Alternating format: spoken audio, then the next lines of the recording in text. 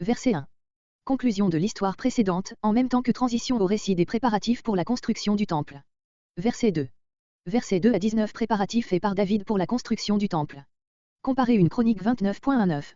Les étrangers, les descendants des Cananéens, habitants primitifs du pays, comparez 2 Chroniques 2.16 et suivants. Verset 5. Voir 1 Roi 3.7, note. Verset 8.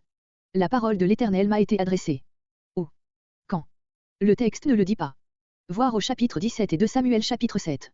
Dans le discours de Nathan, les victoires de David sont envisagées comme une preuve de la faveur de l'Éternel plutôt que comme un obstacle à la construction d'un temple par lui, voir de Samuel 7.13, note. Verset 9. Salomon, le pacifique, le paisible, comparé 2 Samuel 12.24, note. Verset 14.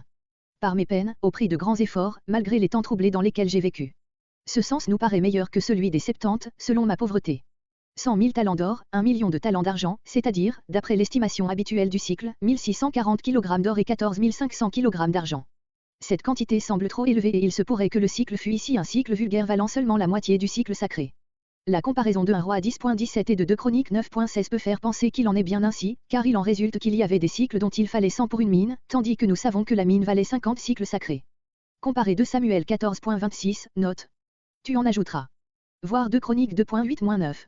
Verset 19. Afin d'amener l'arche. L'arche se trouvait encore sous une tente, sur la colline de Sion, une Chronique 15.1, une Chronique 15.28 et suivant.